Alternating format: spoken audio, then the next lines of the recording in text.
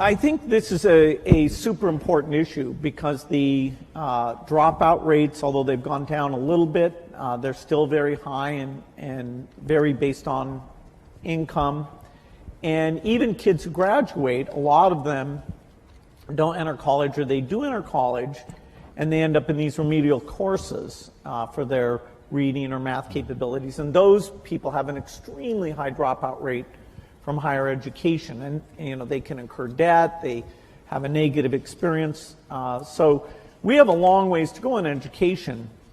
There are some very strong points of light, like here in New York City, some of the charter schools are, with even less resources than schools at large, doing a phenomenal job of educating kids.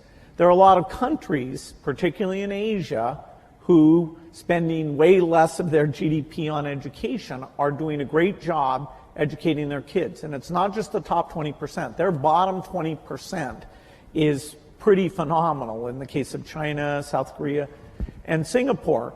And so looking at what we've learned in charter schools in terms of building the culture, giving teachers feedback, what is good teaching look like? Do we give teachers a chance to learn from each other about that interactive element that makes the subject seem relevant and important?